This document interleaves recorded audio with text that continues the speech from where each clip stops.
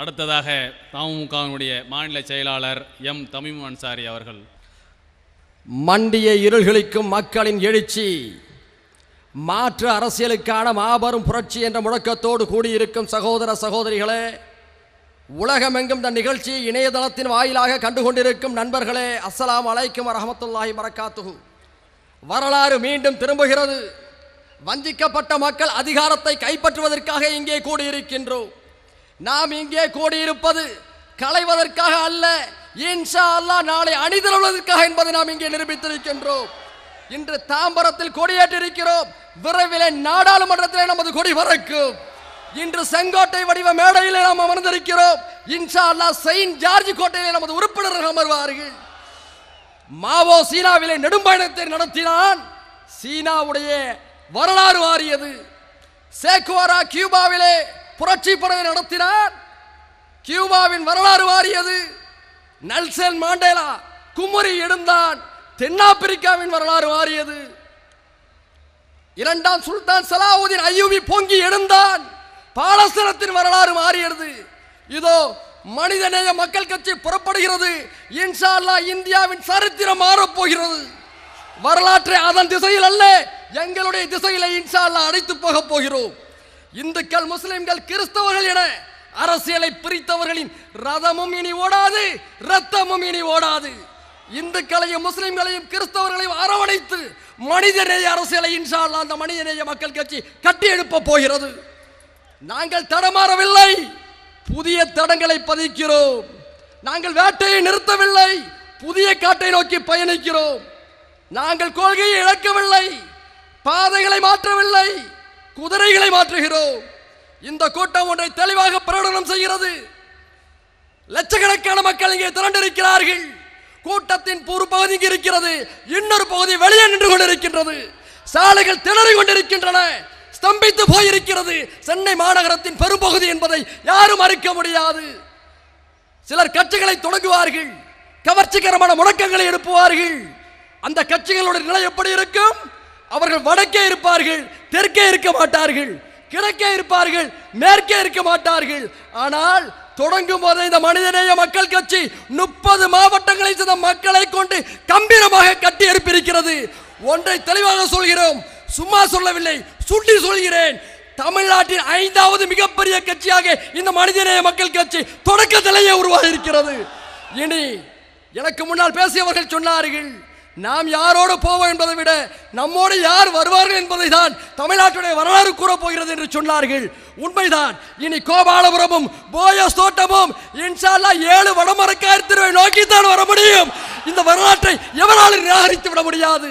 வஞ்சிக்கப்பட்டவர்கள் கம்பீரமாய் பொங்கி எழுந்திருக்கின்றோம். இனி எவரும் நம்மை குதிரை சவாரி செய்து விட முடியாது. ஒரு தொகுதி அரசியலை முறியடித்து விட்டோம் என்று சொன்னார்கள். ஆம், முறியடிக்கப்பட்டு முஸ்லிம்களுக்கு நாடாளுமன்ற தொகுதிகள் என்று சொன்னால் ஒரு தொகுதிகள் தான் என்ற அந்த நாசகார சிந்தனைகள் முறியடிக்கப்பட்டு 3 மணி நேரம் ஆகிவிட்டது. நாங்கள் தெளிவாக பிரகடனம் செய்கிறோம். நாடாளுமன்ற தேர்தல் வருகிறது.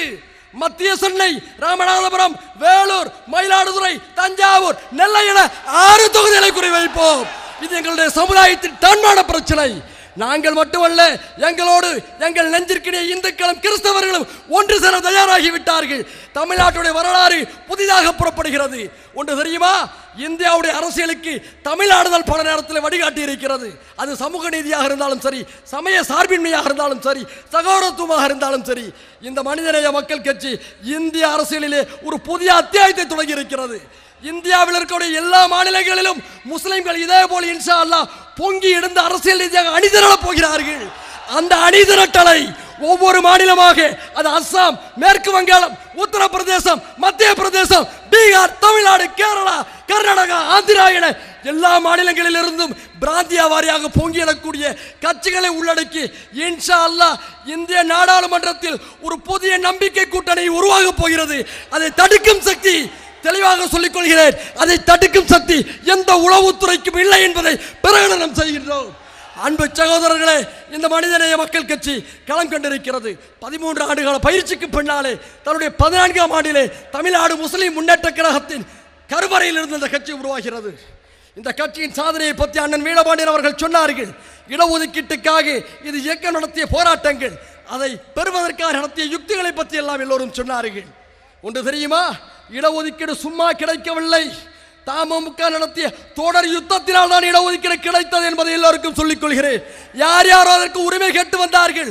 உரிமை கேட்பதிலே உங்கள் பழக்கம் வரலாறு நிச்சயமாக புரிந்து வைத்திருக்கிறது. அதனால் தான் அடைத்தோம் இந்த சமுதாய மக்களை. சமுதாயமே இடஒதுக்கீடு பெற்று தந்த பேரியக்கம் அடைக்கிறது. சமுதாயமே தாய் கழகம் அடைக்கிறது. திரண்டு வா என்று சொன்னோம், திரண்டு வந்தார்கள். தமிழ்நாட்டுடைய அரசியல் இன்று உலுக்கி எடுக்கப்பட்டுக் கொண்டிருக்கின்றது. 3.5% இடஒதுக்கீட்டை கலைஞர் அவர்கள் தந்தார்கள், வரவேற்றோம். மாநாட்டின் மூலமாக நன்றியை சொன்னோம். 3.5% இடஒதுக்கீடுகளுக்கு பத்தாது. இன்ஷா அல்லாஹ் 6% இடஒதுக்கீடை பெறுகின்ற வரை தமுக ஓயவே ஓயாது. அது மட்டுமா, எங்களுக்கு மட்டும் நாங்கள் கேட்கவில்லை. நம்மை போன்று நசுக்கப்பட்ட தலித் சமுதாய மக்கள் தொகையில் ஒரு பகுதியாக இருக்கக்கூடிய அருந்ததியினர் மக்களுக்கு 3% இடஒதுக்கீடு தேவை. அதற்காக இந்த மனிதநேய மக்கள் கட்சி போராட்டங்களை நடத்தும், தொடர்ந்து குரல் கொடுக்கும். 2004 மார்ச் 21 தென்னிந்திய முஸ்லிம்களுடைய வரலாற்றில் புதிய அத்தியாயத்தை தஞ்சை பேரணியின் மூலமாக முஸ்லிம்கள் நடத்தி காட்டினார்கள். அங்கே தமிழ்நாடு, புதுவை உள்ளிட்ட 40 தொகுதிகளிலும் காங்கிரஸ், திமுக, பாமக, மதிமுக, கம்யூனிஸ்டுகள் அடங்கிய கூட்டணியை தமுக ஆதரித்தது. சிந்தாமல் சிதறாமல் நமது வாக்குகள் அவர்களுக்கு கிடைத்தது. ஒரே ஒரு கோரிக்கையை வைத்தோம், மத்திய அரசு பதவிகளிலே முஸ்லிம்களுக்கு தனி இடஒதுக்கீடு வேண்டும் என்ற அந்த கோரிக்கையை வைத்தோம். காங்கிரஸ் அரசாங்கம் அதை செவிமடுக்கவில்லை. எல்லாருடைய உள்ளங்களும் கலன்று கொண்டிருக்கின்றன, எரிமலையா எரிந்து உடைக்கின்றன. நாங்கள் போட்ட 40 தொகுதிகளிலே எங்களுடைய வாக்குகளை வைத்துதான் மத்தியிலே உங்களுடைய கூட்டணி அமைந்தது என்பதை மறந்து விடாதீர்கள். அந்த நீதிபதி ரங்கநாத் மிஸ்ரா அவர்களுடைய கமிஷன் நாடாளுமன்றத்திலே சிறுபான்மையினருக்கு 15% இடஒதுக்கீட்டை தர வேண்டும், அதில் 10% முஸ்லிம்களுக்கு தர வேண்டும் என்று நாடாளுமன்றத்தில் தன்னுடைய அறிக்கையை சமர்ப்பித்து விட்டது.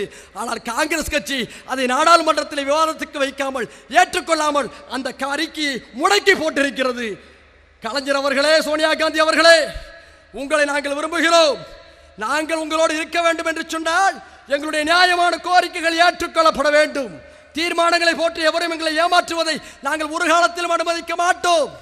எங்களுடைய இடஒதுக்கீடு, கொடுத்த இடஒதுக்கீடு கூட அது ஒழுங்காக கொடுக்கப்படுகிறதா என்பதற்காக ஒரு கண்காணிப்பு கமிட்டி போட வேண்டும் என்பதை நாங்கள் வலியுறுத்துகிறோம்.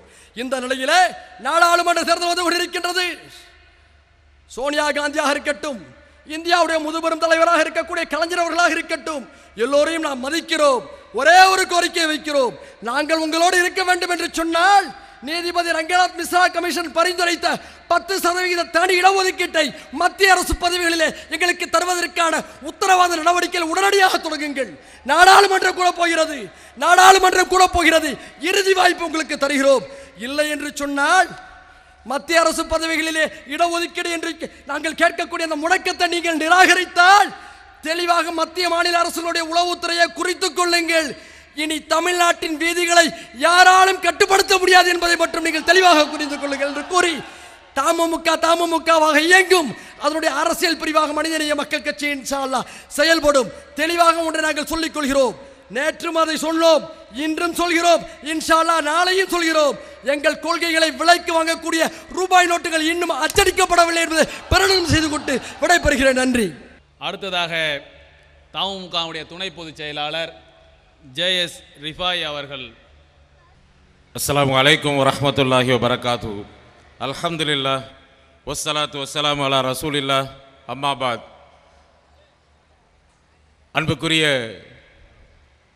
பெரியவர்களே, தாய்மார்களே, அல்லாஹுடைய பேரருளால் ஒரு அருமையான ஒரு மாற்றத்திற்கான ஒரு மாபெரும் முயற்சியை நாம் இப்பொழுது செய்திருக்கிறோம். இங்கே பேசிய அத்தனை பேர்களுமே நம்முடைய தலைகள் கனத்து போகக்கூடிய அளவுக்கு நம்மை பாராட்டி பேசியிருக்கிறார்கள், வாழ்த்து கூறியிருக்கிறார்கள் என்று சொன்னால் கடந்த 13 ஆண்டு கால நம்முடைய போராட்ட உணர்வுகளை பார்த்துத்தான் அந்த வாழ்த்துக்களை நமக்கு சொந்தமாக்கி இருக்கிறார்கள். இது நம்முடைய தலை கணத்தை ஏற்படுத்தக்கூடியதாக எந்த கட்டத்திலும் இருக்கக்கூடாது. நம்முடைய சமுதாய மக்கள் நம்மின் மீது வைத்திருக்கக்கூடிய நம்பிக்கைக்கு உரியவர்களாக நம்மை நாம் மாற்றிக்கொள்ள வேண்டும். ஏனென்றால் பெருமானார் ஸல்லல்லாஹு அலைஹி வஸல்லம் அவர்கள் சொல்லி தந்திருக்கிறார்கள், குல்லுக்கும் ராயின் வ குல்லுக்கும் மஸ்ஊலுன் அன் ராயத்திஹி.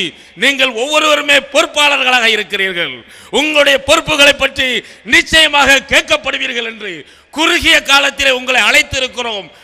ஆயிரக்கணக்கான என்று சொல்வதா, லட்சக்கணக்கான என்று சொல்வதா என்று தடுமாறக்கூடிய அளவுக்கு இந்த மைதானத்தை நிரப்பி வெளியேயும் நிரப்பிக் கொண்டிருக்கிறீர்களே, உங்களை இந்த அளவுக்கு எங்களுடைய அழைப்பு நம்பிக்கைக்கு உரியதாக ஆக்கியிருக்கிறார் என்று சொன்னால், இந்த அழைப்பை விடுத்தவர்கள் மறுமையிலே அல்லாஹ்விடத்திலே பதில் சொல்லி ஆக வேண்டும். இந்த சமுதாயத்துடைய நன்மை தீமை அத்தனைக்கும் சொந்தமானவர்கள் நாம். அந்த நன்மை தீமை பாதிக்கக்கூடிய எந்த ஒரு காரியத்தையும் நாம் செய்துவிடக் கூடாது என்பதிலே திட்டவட்டமான முடிவோடு இருக்க வேண்டும். நம்மோடு பிரபல சமுதாயத்து சகோதரர்களும் கூட ஆயிரக்கணக்கான பேர் இங்கே கலந்திருக்கிறார்கள். அவர்களுக்கென்று கட்சிகள் இருக்கிறது, அவர்களுக்கென்று இயக்கங்கள் இருக்கிறது. அத்தனையும் தாண்டி நம்மை பார்த்து நம்முடைய அழைப்புக்கு இணங்க வந்திருக்கிறார்கள் என்று சொன்னால் அல்லாஹ்வை அஞ்சிக் கொள்ளுங்கள், இறைவனை அஞ்சிக் கொள்ளுங்கள், மறுமை நாளை அஞ்சிக் கொள்ளுங்கள். நாம் பொறுப்புணர்வோடு செயல்படுவதற்கு நம்மை சரியான முறையிலே கடிவாளம் விட்டிருக்கிறார்கள். நாம் மிகவும் அக்கறையோடு செயல்படுவதற்கு, நிதானத்தோடு செயல்படுவதற்கு, பொறுப்புணர்ச்சியோடு செயல்படுவதற்கு நம்மை கட்டி வைத்திருக்கிறார்கள் என்றுதான் அர்த்தமே தவிர நாம் பலம் வாய்ந்தவர்கள் என்று அர்த்தம் அல்ல. அன்புக்குரியவர்களே, இந்த ஒரு எச்சரிக்கையை மனதில் இருத்திக் கொண்டு நம்முடைய பொது வாழ்விலே, நம்முடைய வருங்கால அரசியல் நிலைப்பாடுகளிலே, இன்றைக்கு அரசியலிலே சர்வ சாதாரணமாக மலிந்து போயிருக்கக்கூடிய லஞ்ச லாவணியங்கள், நீதி நேர்மையற்ற அதிகார பரவல்கள் அத்தனைக்கும் மாற்றமான ஒரு மாபெரும் பொது வாழ்விலே நீதியை நியாயத்தை தரக்கூடிய மாபெரும் அரசியல் சக்தியாக நம்மை உருவாக்கி கொள்ள வேண்டும் என்ற இந்த தீர்மானத்தை இங்கே முன்மொழிந்து என்னுடைய உரையை முடித்துக் கொள்கிறேன். அஸ்ஸலாமு அலைக்கும். அடுத்ததாக தமுமுகவுடைய பொருளாளர் சகோதரர் ஓயு ரஹ்மத்துல்லா அவர்கள். எல்லா புகழும் வல்ல இறைவனுக்கே உரித்தாக. அன்பார்ந்த அல்லாஹ்வின் நல்லடியார்களே, இங்கே வருகை தந்திருக்கக்கூடிய பெரியோர்களே, தாய்மார்களே, ஜமாத் பெரியோர்களே மற்றும் மாணவ மாணவிகளே, அனைவருக்கும் என்னுடைய சலாத்தினை தெரிவித்துக் கொண்டு, எனக்கு ஒரு தீர்மானம் கொடுக்கப்பட்டிருக்கின்றது. இந்த தீர்மானத்தை நான் படித்து முடித்ததும் இந்த தீர்மானத்தை அங்கீகரிக்கும் வண்ணமாக நீங்கள் தக்பீர் முழங்க வேண்டும் என்று கேட்டுக்கொண்டு இந்த தீர்மானத்தை படிக்கின்றேன். இலங்கையில் போர் நிறுத்தம் வேண்டும் என்பது பற்றிய தீர்மானம்.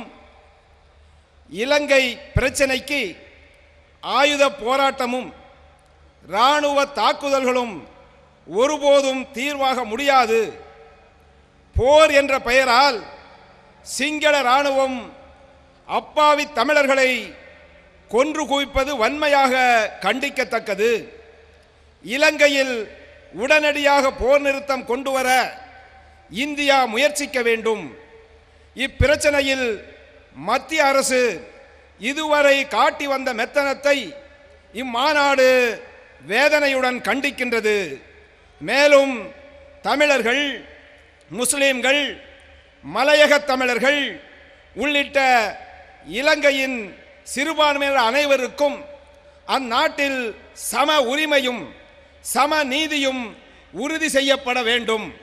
இலங்கையின் வடகிழக்கு மாகாணங்களில் வாழும் முஸ்லிம்கள் மீது தொடர்ந்து கொலைவரி தாக்குதல்களை நடத்தி ஆயிரக்கணக்கில் முஸ்லிம்களை கொன்று குவித்து அவர்களது வாழ் உரிமையை நசுக்கி வரும் சிங்கள இராணுவம் உள்ளிட்ட பயங்கரவாத குழுக்களின் நடவடிக்கைகளையும் இம்மாநாடு வன்மையாக கண்டிக்கிறது.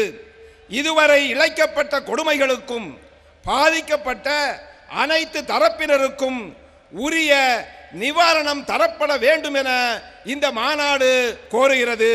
காவிரி பிரச்சனையில் கர்நாடக கட்சிகள் ஒன்றிணைந்து ஓரணியில் நிற்பது போல், பீகாரிகள் மராட்டியத்தில் தாக்கப்பட்ட போது பீகார் கட்சிகள் ஓரணியில் இருந்தது போல், இலங்கை தமிழர்கள் பிரச்சனையில் தமிழக கட்சிகள் இல்லாமல் பல்வேறு அணிகளாக சுயநலத்திற்காகவும் தேர்தல் ஆதாயத்தை கருத்தில் கொண்டும் பிரிந்திருப்பதை இம்மாநாடு வேதனையுடன் பதிவு செய்கின்றது. இலங்கை தமிழர்கள் நலனுக்காக தமிழகத்தின் அனைத்து அரசியல் கட்சிகளும் ஓர் அணியில் நிற்க வேண்டும் என்று இம்மாநாடு, மனிதநேய மக்கள் கட்சியின் இம்மாநாடு தீர்மானமாக இங்கே நிறைவேற்றியிருக்கின்றது என்பதை தெரிவித்துக் கொள்கின்றேன்.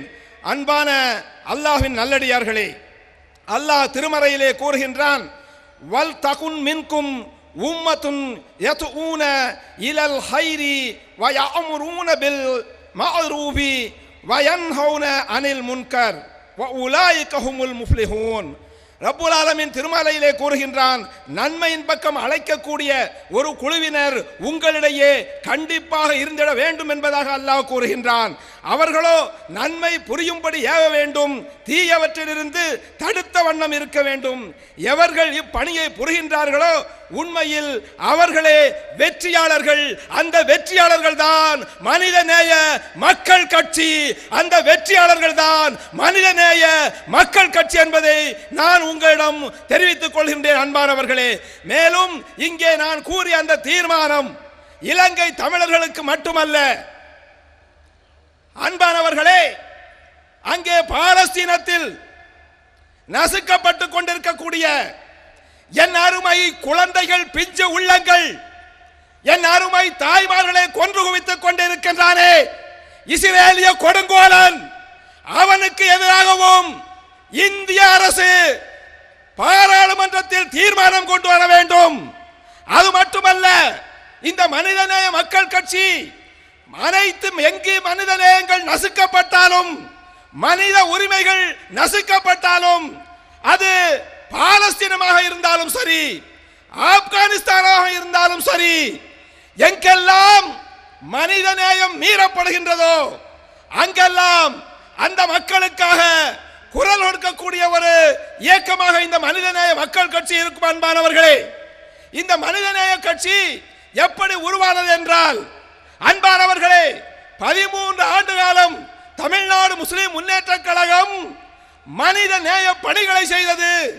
இந்த மனிதநேய பணிகள் எப்படிப்பட்ட பணிகள் என்றால், இந்த சமுதாயத்திற்கு மட்டும் செய்த பணிகள் அல்ல, அனைத்து சமுதாய மக்களுக்கும், தாழ்த்தப்பட்ட மக்களுக்குமாக செய்தது பணி. எப்படி செய்தது தெரியுமா அன்பானவர்களே? நீங்க உங்களுக்கு தெரியும், சந்தன கடத்தல் வீரப்பன் என்று சொல்லுவார்கள். அந்த சந்தன கடத்தல் வீரத்தனை தேடுகின்றேன் என்று சொல்லி அந்த காட்டிற்குள்ளே எத்தனை மக்களுக்கு மனித உரிமை மீறப்பட்டதோ அந்த மனித உரிமை மீறப்பட்டதை அங்கே சென்று கணக்கெடுப்பதற்காக மனித உரிமை அமைப்புகளோடு தமிழ்நாடு முஸ்லிம் முன்னேற்ற கழகம் அந்த காட்டுக்குள் சென்றது. அது மட்டுமல்ல அன்பு சகோதரர்களே, ஒரிசாவில் புயல் ஏற்பட்டது, அந்த மக்களுக்காக வாரி வழங்கியது. அது மட்டுமல்ல, குஜராத்திலே பூகம்பம் ஏற்பட்டது, அங்கே அனைத்து தரப்பு மக்களும் பாதிக்கப்படும் பொழுது அவர்களுக்காக வாரி வழங்கியது தமிழ்நாடு முஸ்லிம் முன்னேற்ற கழகம்.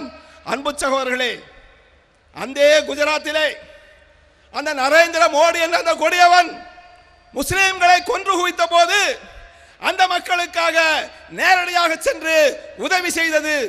அது மட்டுமல்ல அன்பு சகோதரர்களே, தமிழகத்திலே 54 ஆம்புலன்ஸ்கள் செயல்பட்டு கொண்டிருக்கின்றது. அது முஸ்லிம்களுக்கு மட்டும் செயல்படுவது அல்ல, அனைத்து சமுதாய மக்களுக்காகவும் செயல்பட்டு கொண்டிருக்கின்றது.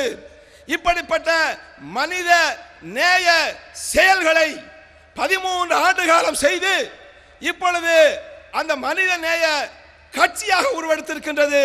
இப்பொழுது அது அரசியலாக, அரசியலில் அங்கீகாரம் பெறக்கூடிய வகையிலே இன்று பரிணமித்திருக்கின்றது, இன்று பிரசவித்திருக்கின்றது என்றே சொல்லலாம்.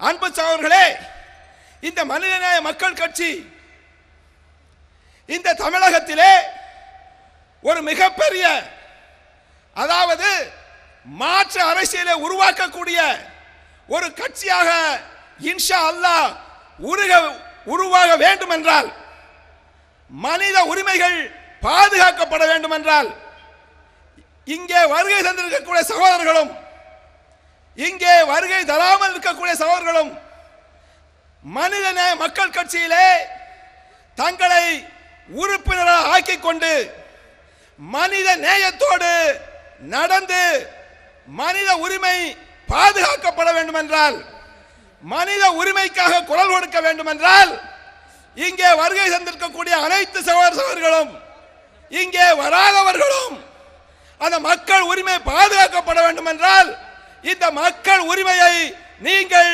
தவறாமல் படிக்க வேண்டும். மேலும் அன்பு சகோதரர்களே, அங்கே எதுவும் எந்த சம்பவம் இல்லை. ஏதோ குழப்பத்தை ஏற்படுத்துவதற்காக ஏதோ ஒரு சில நபர்கள் அங்கே வந்திருக்கின்றார்கள். அமைதியாக அமருங்கள்.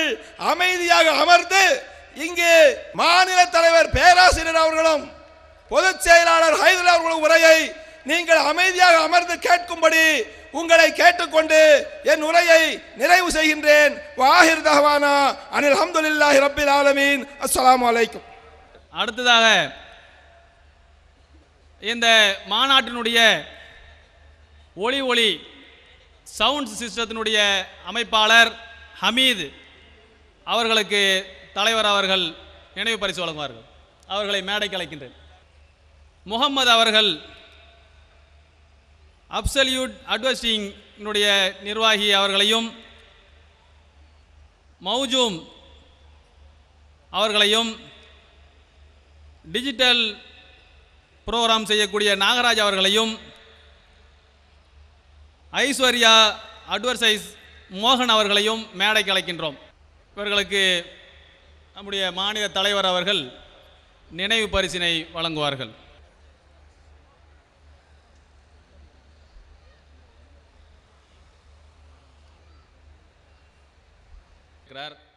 உரியவர்கள் வந்து அழைத்து செல்லுமாறு கேட்டுக்கொள்கிறோம். தமிழ்நாடு முஸ்லிம் கழகத்தினுடைய பொதுச் செயலாளரும் வக்ஃபு வாரியத்தினுடைய தலைவருமான அண்ணன் சே ஹைதர் அலி அவர்களை சிறப்புரையாற்ற அழைக்கின்றேன். அளவற்ற அருளாளனும் நிகரற்ற அன்புடையனுமாயுள்ள ஏகவல்ல இறையவனை போற்றி புகழ்ந்த வண்ணமாக தமிழகத்து இருண்ட வானில் ஒரு ஒளிக்கீற்றாய் இன்று மனித நேயத்தோடு ஒரு இயக்கத்தை, ஒரு கட்சியை எல்லா மக்களுக்காய் தொடங்கி இருக்கிற இந்த தருணத்தின் இந்த தொடக்க விழாவின் நிகழ்ச்சியினுடைய தலைவரும் மனிதநேய மக்கள் கட்சியினுடைய பொதுச் செயலாளருமாகிய அன்பு சகோதரர் அப்துல் சமத் அவர்களே, எனக்கு பின்னால் உரையாற்ற காத்திருக்கின்ற தமிழ்நாடு முஸ்லிம் முன்னேற்ற கழகத்தினுடைய மாநில தலைவர் அன்பிற்கினிய சகோதரர் முனைவர் பேராசிரியர் எம்.ஹெச். ஜவாஹருல்லா அவர்களே, மாநில செயலாளர்களே, மாநில துணை செயலாளர்களே, அணி செயலாளர்களே, பெரியவர்களே, தாய்மார்களே, ஜமாத்தார்களே, மனிதநேய மக்கள் கட்சியிலே இணைந்து செயலாற்ற வேண்டும் என்கிற ஆசையோடு வந்திருக்கின்ற அன்பிற்கினிய சகோதரர்களே, அனைத்து சமுதாயத்து மக்களே, வாழ்த்துறை வழங்கிவிட்டு வந்து அமர்ந்திருக்கின்ற சகோதரர்களே, இளைஞர்களே, தமிழ்நாடு முஸ்லீம் முன்னேற்ற கழகத்தினுடைய வேராய் விழுதாய் என் நெஞ்சத்திற்கு நெருக்கமாயிருக்கிற அன்பு தம்பிகளே, உங்கள் அத்தனை பேருக்கும் இறைவனின் சாந்தியும் சமாதானமும் உண்டாகட்டும் என்று பிரார்த்திக்கிறேன். அன்பிற்கினிய சகோதரர்களே, இந்த இடத்தில் இந்த மைதானம் இதுவரை இவ்வளவு ஒரு கூட்டத்தை சந்தித்தது இல்லை என்கிற காரணத்தாலே இந்த மைதானம் மட்டுமல்ல,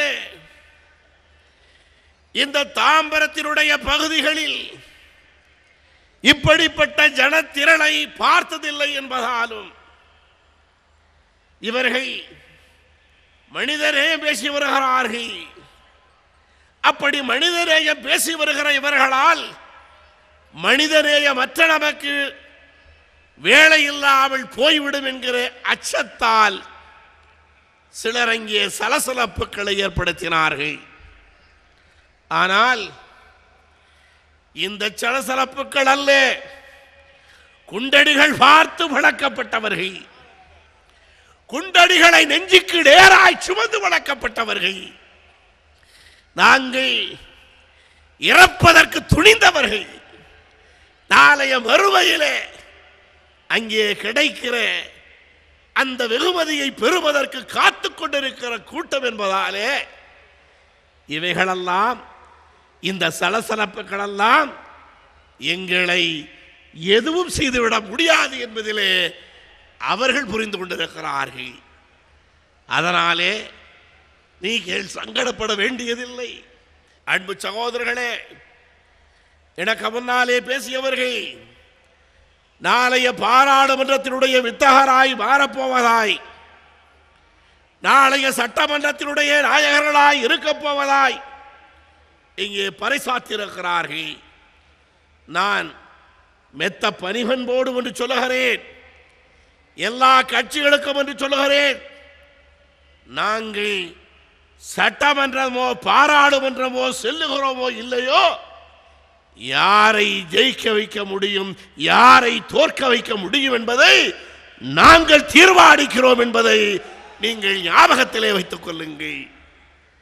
சட்டமன்றத்திற்கு போயல்ல, பாராளுமன்றத்தினுடைய கதவுகளை தட்டி அல்ல, எங்களுடைய கால் பாதங்கள் படாமலேயே, எங்களுடைய சுவாசங்கள் அங்கே படாமலேயே சட்டங்களை இயற்றியவர்கள், இயற்றிக் கொண்டு இருப்பவர்கள் அங்கே என்ற கட்சிகளெல்லாம் இந்த சமுதாயத்தினுடைய பெயர்களை சொல்லிக் கொண்டு வந்த கட்சிகளெல்லாம் நாங்கள் உங்களுடைய அடிமைகள், சாசனம் எழுதி தந்து விட்டோம் என்று சொல்லி அவர்கள் பிரகடனப்படுத்திய நேரத்திலேதான் நாங்கள் யாருக்கும் அடிமைகள் அல்ல, நாங்கள் எவர்களுக்கும் அஞ்சுகிறவர்களும் அல்ல என்பதை இந்த சமுதாயத்திற்கு மட்டுமல்ல உலகத்துக்கு சொல்லிவிட்டு நாங்கள் 1995 இந்த சமுதாயத்தின் விடிகளுக்காய் புறப்பட்டவர்கள். இந்த பதவிகள், இந்த கூட்டங்கள், இந்த அவதியான இந்த பேர்த்து பெருந்திரளாய் வந்திருக்கிற கூட்டங்கள் உங்களுக்கு நிகராய் நாங்களும் வந்திருக்கிறோம் என்று பறைசாற்றி வந்திருக்கிற தாய்மார்கள், இந்த கூட்டங்கள் வரும் என்று நினைத்து வந்தோமா? 1995 இந்த இயக்கத்தை காணுகிற நேரத்தில் எங்களுக்கு முன்னாய் இருந்தவைகள் 2 தான். ஒன்று சிறைச்சாலை, மற்றொன்று மரண அறை. இந்த 2ஐயும் பயணித்துத்தான், இந்த 2ஐயும் வைத்துத்தான் இன்றைக்கு இந்த சமுதாயத்தை அழைத்து செல்கிறவர்களாய் வந்திருக்கிறோம். இந்த இயக்கத்தை, தமிழ்நாடு முஸ்லிம் முன்னேற்ற கழகம் என்கிற இந்த இயக்கத்தை தோற்றுவித்தவர்களில் 3 தான் இங்கே இருக்கிறோம். ஒருவர் கொடியேற்றினார், மற்றொருவர் எனக்கு பின்னாலே பேச இருக்கிறார். ஆனால் இந்த தமிழ்நாடு முஸ்லிம் முன்னேற்ற கழகம் என்பது எந்த தனி மனிதரையும் சார்ந்து இல்லை என்பதை என் அன்பு சகோதரர் வீரபாண்டியனுக்கும் சொல்லிக்கொள்ள ஆசைப்படுகிறேன். ஏனென்றால் வீரபாண்டியன் அவர்கள் பேசிக்கொண்டிருந்த தருணத்தில் எனக்கு உடனடியாக ஒரு தொலைபேசி வருகிறது. எங்கே இருந்து தெரியுமா? சவுதி அரேபியாவிலே இருந்து சொல்லுகிறார். சவுதி அரேபியாவில் இருந்து சொல்லுகிறார், அண்ணே நீங்க பேசும்போது சொல்ல வேண்டும். அவர் சொல்லவில்லை, எனக்கு கட்டளை இடுகிறார். இந்த இயக்கம் ஹைதர் அலிக்காக, இந்த இயக்கம் ஜவாஹிருல்லாவுக்காக, இந்த இயக்கம் நம்முடைய மரியாதைக்குரிய அன்பு சகோதரர் நிசார் அகமதுக்காக என்று இல்லை. இந்த இயக்கம் இந்த சமுதாயத்துக்காக என்று தன்னை அர்ப்பணித்துக் கொண்டு இருக்கிறது என்பதை இன்றைக்கு பல நேரங்களிலே செயலிலே காட்டியிருக்கிற இயக்கமாய் இருப்பதாலே தான் பாருங்கள், இந்திய தேசத்தில், ஏன் தமிழகத்திலே பல கட்சிகள் தோன்றி இருக்கிறன, பல கட்சிகளுடைய மாநாடுகள் நடக்கிறது. அவைகளிலே எல்லாம் நீங்கள் பல முகங்களைத்தான் பார்த்திருப்பீர்கள். இந்த மனிதநேய மக்கள் கட்சியினுடைய மாநாட்டினுடைய பேனர்களிலே இருந்து சுவரொட்டி வரை எல்லா விளம்பரங்களிலேயும் யாருடைய முகங்களையும் நீங்கள் பார்த்திருக்க மாட்டீர்கள். ஏனென்றால் அதைத்தான் இந்த மக்களுக்கு நாங்கள் கற்றுத்தந்திருக்கிறோம். அன்பு சகோதரர்களே, இந்த மனிதநேய மக்கள் கட்சியை தொடக்குகிற அந்த தருணத்திலே பொருள் தேடி மக்களிடத்திலே சென்ற நேரத்திலே எனக்கு ஒரு சம்பவம் தான் ஞாபகத்துக்கு வருகிறது. தபூக் யுத்தம். தபூக் யுத்தத்திற்காக எம்பெருமானார் ஸல்லல்லாஹு அலைஹி வஸல்லம் அவர்கள் எல்லா சஹாபாக்களையும் அழைத்து பொருள் ஈட்டுகிறார்கள். பொருளை கொண்டு வந்து தாருங்கள், தபூக் யுத்தத்துக்கு செல்ல வேண்டும், நீங்கள் பணம் தாருங்கள் என்று கேட்ட நேரத்திலே ஒவ்வொருவரும் அவர்களுக்கு முடிந்ததை அள்ளி தந்தார்கள். அப்படி அள்ளி தருகிற நேரத்திலேதான் உமர் ரலியல்லாஹு தஆலா அவர்கள் ஒன்று நினைக்கிறார்கள். என்ன தெரியுமா? எப்பொழுதும் எந்த யுத்தமாயிருந்தாலும் அபூபக்கர் ரலியல்லாஹு அன்ஹு அவர்கள் தானே முந்திக் கொள்ளுகிறார்கள். இந்த முறை நாம் முந்திக் கொள்ள வேண்டும் என்று அவர் தன்னுடைய பொருள்களிலே சொத்திலே பாதியை எடுத்துக்கொண்டு வந்து அங்கே தருகிறார். அபூபக்கர் ரலியல்லாஹு தஆலா அவர்களும் சில பொருள்களை கொடுக்கிறார்கள். அப்படி பார்க்கிற நேரத்திலே உமர் ரலியல்லாஹு தஆலா நினைத்துக் கொள்கிறார்கள், அபூபக்கர் ரலியல்லாஹு தஆலா அவர்களை விட அதிகமாய் நான் பொருள் தந்திருக்கிறேன் என்று அவர்கள் நினைத்துக் கொண்டிருக்கிறார்கள். ஆனால் அப்படி அங்கே பொருள்களை அங்கே அவர்கள் ஒவ்வொருவரும் அவர்களுக்கு தகுந்த மாதிரியாக கொடுத்து கொண்டிருக்கிற அந்த தருணத்திலே ஒரு சஹாபி, அவர் யார் என்றால் அந்த சஹாபியினுடைய பெயர் ஆசிம் பின் அதி என்கிற ஒரு சஹாபி, அவருடைய இரு கரங்களையும் இணைத்து அதில் நிறைய பேரிச்சம்பழத்தை கொண்டு வந்து எம்பெருமானார் ஸல்லல்லாஹு அலைஹி வஸல்லம் அவர்களிடத்திலே கொடுக்கிறார்கள். அதுதான் எம்பெருமானார் ஸல்லல்லாஹு அலைஹி வஸல்லம் அவர்கள் சேகரித்த அந்த பொருள்களிலேயே குறைந்த பொருள் என்று சொல்லக்கூடியது அந்த பேரிச்சம்பழம் தான். அன்பு சகோதரர்களே, ஒன்று நினைவுக்கு வருகிறது. கோவையில் இருக்கிற நண்பர்கள் அங்கே இருக்கிற மார்க்கெட்டிலே, காய்கறி மார்க்கெட்டிலே இருக்கிற நண்பர்களிடத்திலே சென்று பணம் கேட்கிற நேரத்தில் அங்கே இருக்கிற சில இந்து நண்பர்கள் என்ன தந்தார்கள் தெரியுமா? அவர்கள் ஒரு நாள் அவர்களுடைய உழைப்பை என்ன ஈட்டி அவர்கள் லாபம் சம்பாதித்திருக்கிறார்களோ அதை அப்படியே அள்ளி தந்திருக்கிறார்கள். அன்பு சகோதரர்களே, அதுதான் 1 கோடி கொடுத்தாலும் அது 1 லட்சமா இருந்தாலும் அதை விட அவன் உன்னுடைய உழைப்பை, ஒரு நாள் உழைப்பை அப்படியே அள்ளித்தருகிற ஒரு இயக்கமாய் அடையாளம் காணப்பட்டிருக்கிறது என்பதை இங்கே உங்களுக்கு நான் சுட்டிக்காட்ட ஆசைப்படுகிறேன். அது மட்டுமல்ல, இங்கே எல்லா விஷயங்களுமே, தமிழ்நாட்டிலே எல்லா விஷயங்களுமே வர்த்தகமாய் மாறிவிட்டது. அன்பு சகோதரர்களே, பாருங்கள், எனக்கு முன்னாலே நம்முடைய மாநிலத்தினுடைய பொருளாளர் ஓய்வார் அவர்கள் அவருடைய தீர்மானத்திலே இலங்கையிலே படுகிற இன்னல்களுக்காக இங்கே ஒரு தீர்மானத்தை வாசித்தார்கள். நான் கேட்கிறேன், இலங்கையிலே தமிழர்கள் கொல்லப்படுகிறார்கள், உண்மை. அவர்களை காக்க வேண்டும், உண்மை. அதற்காக இங்கே இருக்கிற அரசியல் கட்சிகள் போராடுகின்றன, உண்மை. ஆனால் அவர்கள் என்ன சொல்லுகிறார்கள்? மத்தியில் இருக்கிற காங்கிரஸ் கட்சியினுடைய அரசு தவறிவிட்டதாக திராவிட முன்னேற்ற கழகம் சொல்லுகிறது.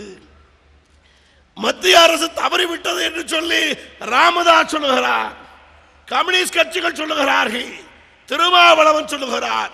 நான் கேட்பதெல்லாம் அவர்கள் கருணாநிதியை பார்த்து, கருணாநிதி அவர்கள் தன்னுடைய பதவியை, தன்னுடைய அமைச்சர்களை ராஜினாமா செய்ய வேண்டும் என்று ராமதாஸ் கேட்கிறார். கேட்கிற ராமதாஸிற்கு 2 அமைச்சர்கள் அங்கே இருக்கிறார்கள்.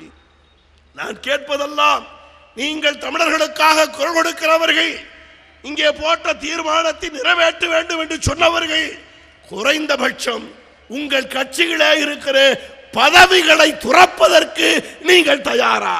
இல்லை, இல்லை, இல்லவே இல்லை. இவர்களெல்லாம் இந்த மக்களை வைத்து வர்த்தகம் புரிகிறார்கள். நாம் இலங்கையிலே நடக்கிற யுத்தத்திலே தமிழர்கள் என்பதாலே அல்ல, மனிதர்கள் என்பதாலே. எவன் தன் இனத்திற்காக அவன் குரல் கொடுக்கிறானோ, எவன் அதிலே நியாயம் அநியாயம் பார்க்காமல் தன் இனத்தக்கார் என்பதற்காக சொல்லுகிறானோ, அவன் என்னை சேர்ந்தவன் அல்ல என்று எம்பெருமானார் ஸல்லல்லாஹு அலைஹி வஸல்லம் சொல்லுகிறார்கள். ஆகவே அங்கே இலங்கையிலே பாதிக்கப்படுகிற மனிதர்களுக்காக அந்த யுத்தத்தை நிறுத்த வேண்டும் என்று சொல்லுகிறோம். அது மட்டுமல்ல, ஒரு யுத்தம் காஷ்மீரத்திலே இந்திய அரசு நடத்தி கொண்டிருக்கிறது. இந்திய அரசு காஷ்மீரத்திலே இருக்கிற மக்களை கொன்று குவித்துக் கொண்டிருக்கிறது. அந்த யுத்தத்தையும் நிறுத்த வேண்டும் என்கிறோம். அது மட்டுமல்ல, ஈராக்கிலே அமெரிக்க ஏகாதிபத்தியம் ஈராக்கியர்களை கொன்று குவித்துக் கொண்டிருக்கிறது. அதை நிறுத்த வேண்டும் என்கிறோம். அது மட்டுமல்ல, ஆப்கானிஸ்தானத்திலே பழங்குடி மக்களை பில்லாடனை தேடுகிறோம் என்கிற பெயராலே அமெரிக்க ஏகாதிபத்தியம் அங்கே இருக்கிற மக்களை கொண்டு கொண்டிருக்கிறது. அதை நிறுத்த வேண்டும் என்கிறோம். இங்கே எல்லா பகுதிகளிலேயும், காஷ்மீரத்திலேயும், இலங்கையிலேயும், ஈராக்கிலேயும், ஆப்கானிஸ்தானத்திலேயும் எல்லா பகுதிகளிலும் நடக்கிற யுத்தத்தை, மனிதர்களை கொல்வதை நிறுத்த வேண்டும் என்பதை நாம் இங்கே சொல்லுகிறோம். நாம் இங்கே பார்ப்பது, அவன் முஸ்லிமா, அவன் தமிழனா, அவன் இந்தியனா, அவன் இந்துவா, அவன் கிறிஸ்தவனா, இந்த பார்வை இல்லை. அவன் மனிதனா, அவனுக்கு மனித நீதி மறுக்கப்படுகிறதா என்கிற பார்வை மட்டும்தான் இங்கே மனிதநேய மக்கள் கட்சிகளே இருக்கிறது. ஆகவே இங்கே இருக்கிற எல்லா கட்சிகளுக்கும் நாங்கள் சொல்வதெல்லாம், எங்களை வைத்து வியாபாரம் பண்ணியவர்களுடைய கரங்களை கட்டுப்படுத்துவதற்காக, எங்களை நாங்களே தீர்மானித்துக் கொள்வதற்காக. அது மட்டுமல்ல, 1995 தமிழ்நாடு முஸ்லிம் முன்னேற்ற கழகம் இந்த உலக மக்களுக்கு, தமிழக மக்களுக்கு மனித நீதி